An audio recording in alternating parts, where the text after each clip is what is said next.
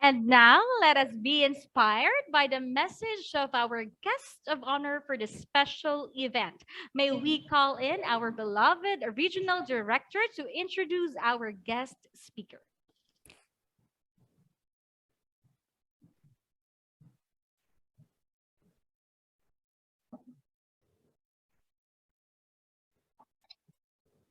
So good afternoon again, everyone. It's my pride and pleasure to introduce our guest of honor for today. Our guest of honor served the office of the Ombudsman in Mindanao for 12 years as an anti-graft lawyer before her transfer to the Land Transportation Franchise and Regulatory Board, or the LTFRB, as a member of the board. Assuming higher responsibilities as board member of the LTFRB, she is known for her advocacies, promoting the rights of the commuting public, and for ridding corruption in the agency through hands-on leadership. She played a vital role in developing and executing key policies such as the Public Utility Vehicle Modernization Program and the monopoly of transport network vehicle service industry, to name just a few. In December of 2018, she joined the Civil Service Commission as commissioner. And as commissioner, she spearheaded several initiatives to protect and promote the welfare of some 1.17 million government employees in the Philippines, even prior to the global pandemic, to be at par with, greater than, ASEAN standards.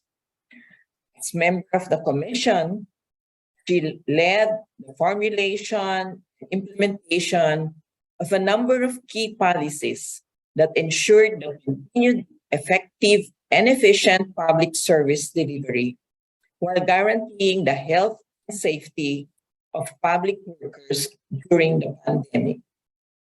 Beside from being known for her dedication to public service, she is also known for her dedication in serving the church. Sometime in mid-2000, she was conferred a papal award, the Pro Ecclesia et Pontifice, for her distinguished service to the Catholic Church. Without further ado, please join me in welcoming Attorney Eileen Lourdes A. Lizada, which we fondly call COMI, our Commissioner of the Civil Service Commission.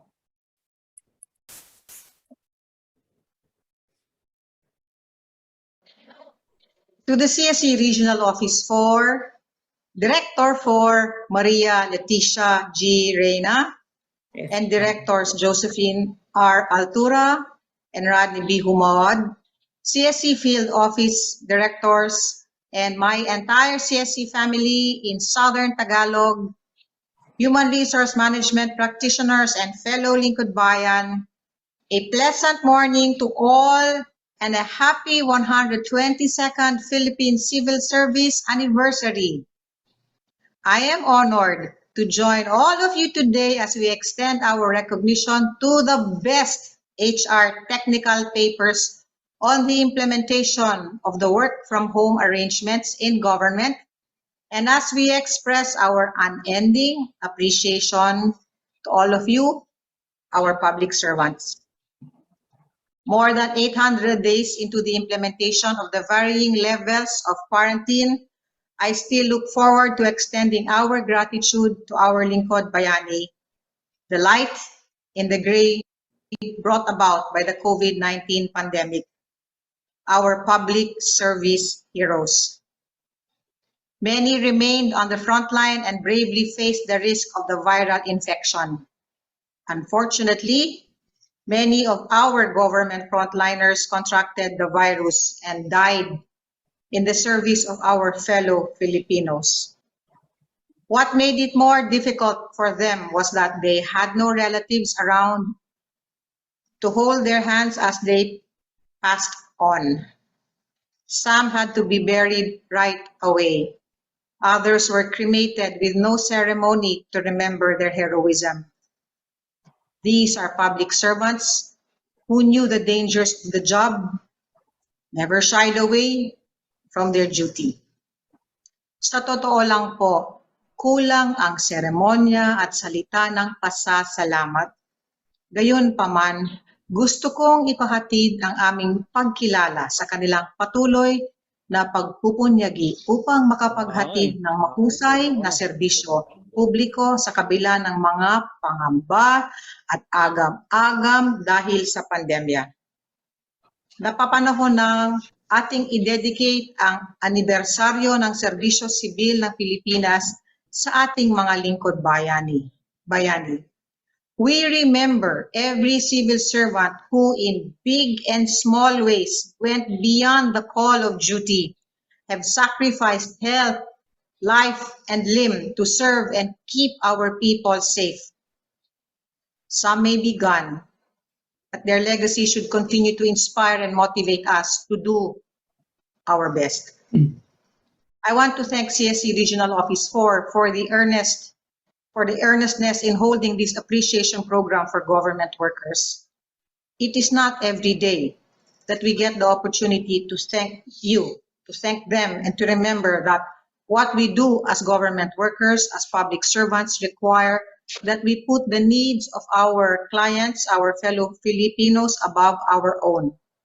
Like me, let me ask you, what other job can you name that provides one the chance to impact to people's lives on a daily basis? What else could one do that would put to the test every day one's commitment to the values of honesty, tolerance, innovation, and compassion?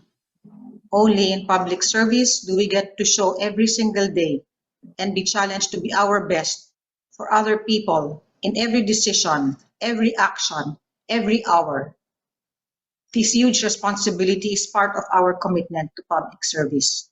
Again, I stress that our thank yous are not enough to show our frontliners how grateful we are for their services. We are truly and beyond blessed that our Lingkod Bayani have shown us genuine commitment to public service.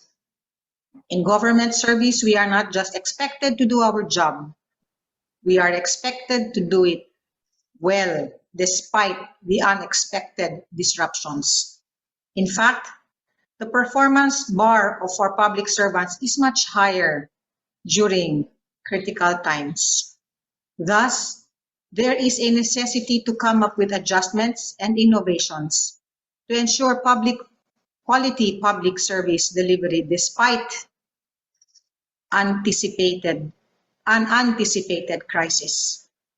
In a study published by Forbes entitled "The Impact of the Coronavirus on HR and the New Normal of Work," credited the COVID-19 pandemic as the accelerator for one of the greatest workplace transformations of our lifetime. According to the narrative, and I quote, "Fundamentally, a seismic shift happened on how we live and do business, and it accelerated the fourth industrial revolution.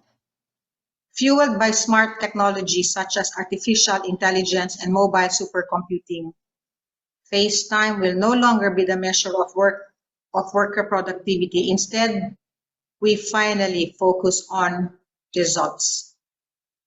The pandemic greatly changed the landscape and behavior in workplaces around the world. And this study reinforces the need for greater flexibility in the workplace, specifically in government offices. We need to understand this new normal for different sectors and come up with policies and programs to ensure unhampered delivery of public services despite pandemic restrictions. I know that some of the writers of the HR technical papers focusing on the implementation of the work-from-home arrangements may have used as a baseline the study released by the Development Academy of the Philippines through the Asian Productivity Organization on the great effects of the alternative work arrangement on public sector performance and productivity. Key findings are as follows. Majority of respondents perceive themselves to be still productive while on AWA, while majority are reportedly productive. Better internet connectivity remains a leading concern to effectively perform given tasks, and organizational culture, particularly high levels of trust and support, good communication system, and collaboration within the organization plays a pivotal role in ensuring employee productivity. This promising result, as well as other evidences provided by CSE with a much needed basis to address the proverbial elephant in the room, the inevitable shift in the practice and concept of work. The public sector physical setup or on-site inclination must be redesigned for flexibility, autonomy, and collaboration to enable an increasingly remote workforce and conduct work and deliver output anywhere and anytime. Our concept of the workplace is radically shifting into digitization. To complement our shift to digitalization, we have adopted the policies on flexible work arrangement, a landmark policy that provides adaptable and responsive work schemes for government workers to manage any current or emerging situations caused either by public health emergencies, natural and man-made calamities, or any other situation that may affect the delivery of public services. The flexible work arrangement covers 1.8 million government employees, regardless of status of appointment. However, much still needs to be done. We have some serious leapfrogging to do future-proof our human capital and workplace as technology has woven itself into the fabric of work, society, and life. This initiative by CSE Regional Office 4 is one productive exercise where we can get innovative ideas and best practices straight from our human capital through their studies and technical papers.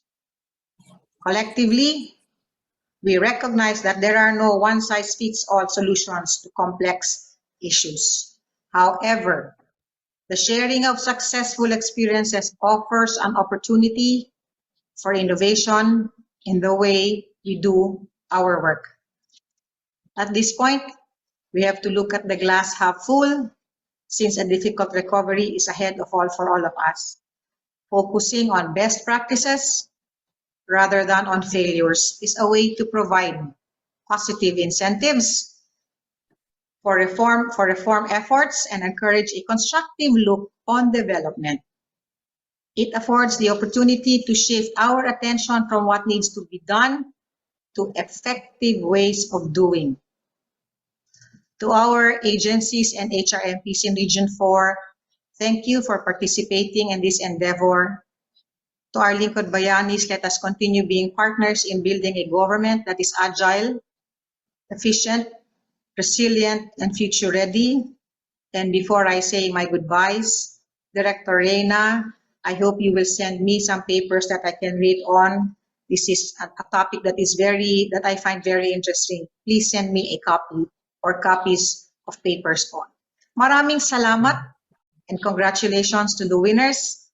Mabuhay kayo at mabuhay ang serbisyo publiko. Magandang araw po sa inyong lahat. All right. Thank you so much, Commissioner Rizada, for your inspiring message for this afternoon.